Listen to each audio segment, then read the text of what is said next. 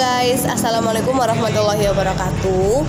Perkenalkan, nama saya Indriani Rahmawati dari kelas 2 BKIC NIM 2017-10-1142 Fakultas Dakwah Universitas Islam Negeri Profesor Kiai Haji Syarifuddin Zuhri Purwokerto. Dalam kesempatan kali ini, di video kali ini saya akan membahas materi tentang psikologi dalam komunikasi. Apa saja komponen psikologi dalam komunikasi dan apa sih yang dimaksud dengan psikologi komunikasi itu sendiri? Untuk lebih lengkapnya, tonton terus video ini sampai habis.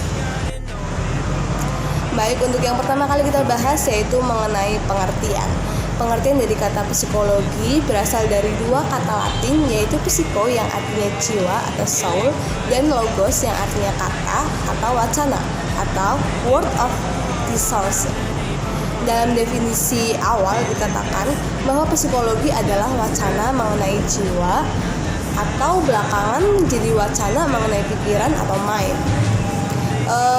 Kedua itu pengertian psikologi komunikasi menurut George Miller yang mengartikan bahwasanya psikologi komunikasi itu sebagai ilmu yang berusaha menguraikan, meramal, dan mengendalikan peristiwa mental dan behavior atau perilaku dalam komunikasi. Untuk pembahasan kedua yaitu mengenai karakteristik komunikasi dalam psikologi komunikasi. Yang pertama yaitu mampu menjadi pendengar yang aktif. Yang kedua, menghilangkan kekakuan verbal. Yang ketiga, mempertahankan kontak mata. Yang keempat, memperhatikan maksud dan tujuan.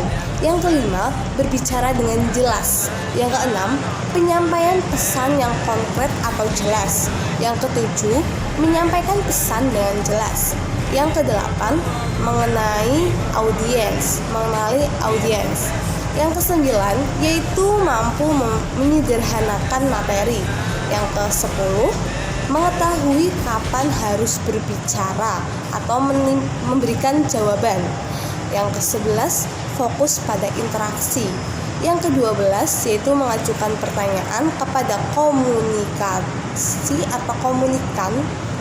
Yang ke-13 yaitu mampu mengenali tanda nonverbal yang ditunjukkan oleh si komunikan itu sendiri. Baik, untuk materi yang ketiga yaitu tentang karakteristik komunikan dalam psikologi komunikasi. Yang pertama itu ada kepribadian.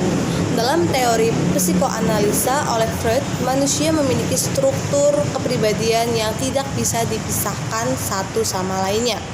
Freud menggambarkan bagaimana kepribadian manusia yang terdiri dari id, ego, dan superego sebagai satu kesatuan yang utuh. Sebagai bagian dari komponen-komponen komunikasi, kepribadian ini yang mendasari karakter dari komunikan. Yang kedua ada lingkungan. Lingkungan dipandang sesuatu yang lebih kompleks dan tidak hanya bisa diamati dari luar saja. Apa yang tidak nampak juga turut andil dalam membangun karakteristik individu. Lalu yang ketiga yaitu ada adaptasi. Dalam teori kognitif memiliki Lewin dijelaskan bahwa konsep psikoanalisa dan psikobehaviorisme merupakan dua komponen yang saling terkait.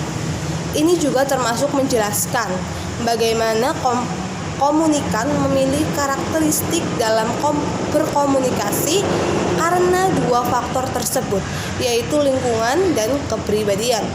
Lalu untuk selanjutnya dan yang terakhir yaitu ada naluri. Seseorang bahkan akan memiliki naluri-naluri yang tertentu yang memang sudah menjadi sifat bawaannya. Ini ditonjolkan dalam konsep psikohumanistik.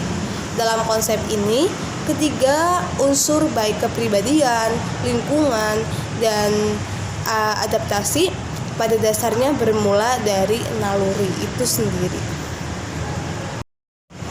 Sekian yang dapat saya sampaikan atas materinya. Apabila ada kekurangan itu semata-mata dari saya, dan saya menerima kritik dan saran dari teman-teman. Apabila ada kelebihan itu semata-mata dari Allah Subhanahu wa taala.